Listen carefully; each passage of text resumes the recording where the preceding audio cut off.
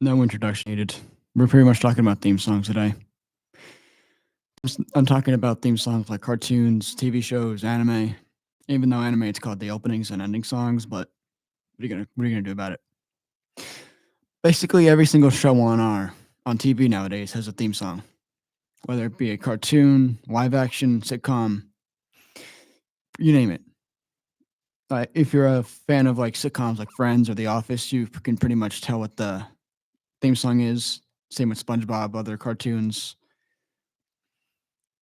Yeah, their purpose, I think, is to make the show more memorable and make it more enjoyable for the next time you watch it.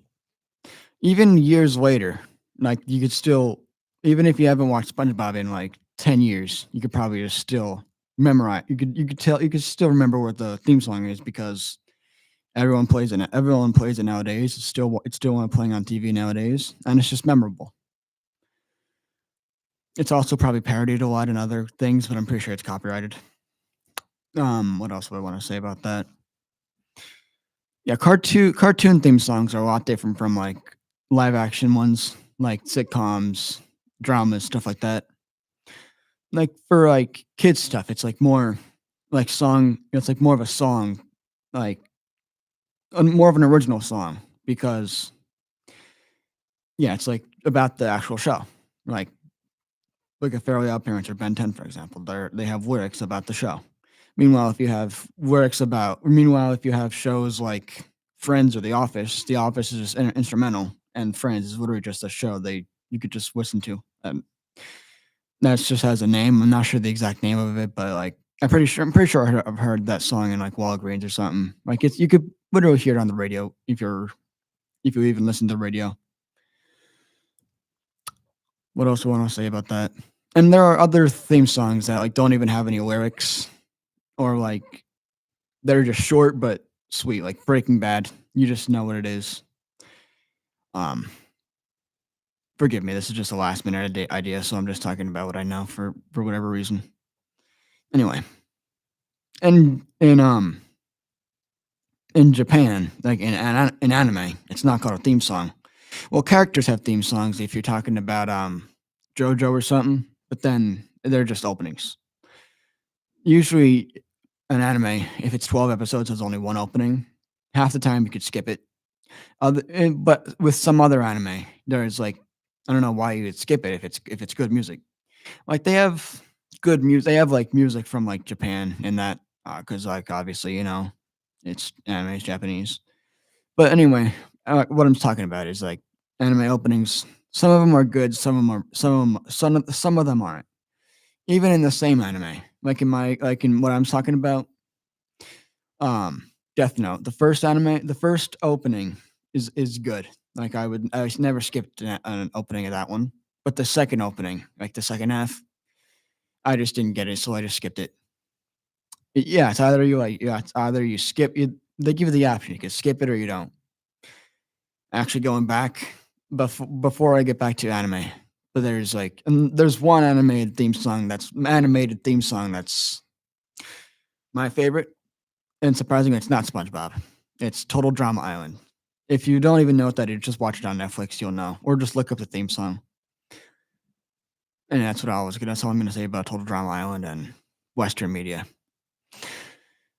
Anyway, going back to like JoJo or something, in like the more recent parts, like 3 and on or 4 and on, most things are like music related. But like in the dub, they had to change it.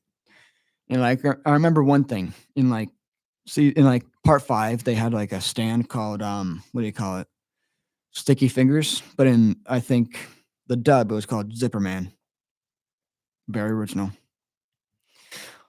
But it makes sense because like the dub, you can't do like copyright. Even the sub, it has like the what the dub would say because copyright reasons, and they don't want to get sued. But surprisingly, the creator of JoJo must have good music sense because the endings of the JoJo anime are not in Japanese. Like 90, like most of them, if not all of them, are in English. But what does that mean? Yeah, he just has good music taste. The stands are named after music. They first used to be like tarot cards and Egyptian gods. Like that's cool and all, but music is more pop culture related, and a lot of better. Like there's some Queen songs like Killer Queen, Sheer Heart Attack, but like again in the dub, it's like a more generalized version, like describing the whole thing. But pretty much the most iconic anime openings, in my opinion, are the mo. I mean, before I get into that, like there are a few anime openings that are in my playlist, like that I of my go-to playlist. It's only like the best of the best, like Your Lie in April, both the openings 1 and 2 of Love Is War, um, opening 3 of Naruto, the after the time skip. Um, what else? What else is on my playlist? Anyway, those are just on my regular playlist. Other music animes like K-On!, Boshi the Rock, they actually have like actual music. They actually released music, but anyway, yeah. In my opinion, the best anime openings are Love Is War because they actually had the same guy who did it throughout, like openings 1, 2, 3, and 4. Anyway, off topic a little bit, but still on Love Is War. Um, the dub, it's it's a lot different from the sub because the narrator he can like talk in third, and like he can break the fourth wall, basically kind of like Deadpool, but less personality. Basically, he was like in like the episode, like the first episode I watched, he was like of the rewatch. I was like we're 12 minutes into the first episode already, or what else was it? Basically something like because wait, 1.5 months passed because nothing happened. Yeah, they like a lot more personality than the sub. And in that matter, I think I might just stick with anime dub because I like to multitask a lot, and I can't like for most anime I would watch dub and now because I like to multitask, like do homework stuff like that, research stuff. But then if I watch sub, I have to pay attention to the subtitles, and if I look down for like a minute, I might miss a lot of stuff. But then again, if there's like more recent episodes that are coming out, like One Piece, Demon Slayer, I was about to say Dragon Slayer, I don't know why. Yeah, if like newer animes that are like weekly, like yeah, like Demon Slayer, One Piece, other stuff like that, like Bochi the Rock season 2 is coming out. If they don't have a dub, I'm just gonna watch it in sub.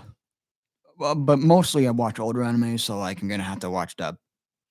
That's the good thing because in dub they don't change the openings. Like it's still in Japanese, except in the Four Kids One Piece dub, which is totally different. Like there's a whole rap and everything. I think there was like 70 episodes, and it was just like the whole thing every single time. No, but Four Kids dub. Let me just tell you, it's different. Different. I don't know why, but it's different. I mean, I know why, but it's not related to this topic. Sadly, maybe next week. Another like anime dub that's like changed the openings is the Dragon Ball dub because the original Dragon Ball has like the original Dragon Ball had like dub opening for an opening for both English and Japanese. Same with early One Piece anime too. Like I think episodes 1 or just openings 1 through 3 or 4. But in my opinion, the dub is always better for One Piece. But for Dragon Ball, the first one, I prefer the dub over the sub for the openings. Even I even listen to openings of anime I haven't watched yet. Like there's like Future Dragon Ball, like Dragon Ball GT that I've not watched yet, but like the opening is just amazing that I just listen to it once in a while because why the hell not? um, when I was watching Attack on Titan a long time ago, the openings then were good, but yeah, the openings were good. That's all I had to say about it. Like the anime was good, I just couldn't like get into it. I don't know why. I know. I'm gonna try it again. Don't worry. I'm gonna try it again in the future. But then there are some animes like Hunter x Hunter where there's like the opening is the exact same. I know you're gonna ask, but in some of them the lyrics are different. It's the exact same song, just different parts of the song. It's good. it's a good opening though, regardless. Once again, Hunter x Hunter is on my watch list. Like so many others are on my watch list. But yeah, there are some good openings, some bad openings.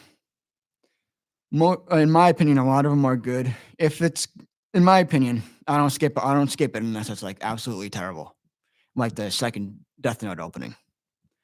Like I'm not saying it's terrible, but like I'm not into that kind of music. But yeah, if you watch anime, you know there's a lot of openings. Oh, and there's also ending songs. We're gonna get into that, but endings. Okay, so the ending songs.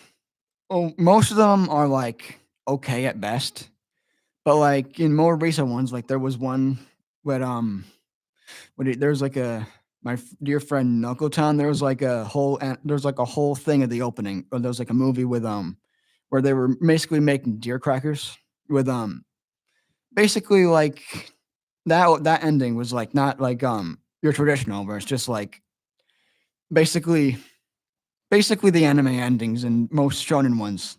You could have like something terrible happen, like main characters dying and or something very tragic happening, and then the ending song is just like something cheerful and exciting, as if nothing bad had happened. Take it JoJo, Part 5. They had like some a characters dying or so, but then the ending was just like it just made no sense. Like, wow, that opening would happen. But that's pretty much a common thing of anime, but in endings, like if it's a cheerful ending, like if it's a cheerful ending song, sometimes sometimes it's like something bad happens, but then the ending song happens.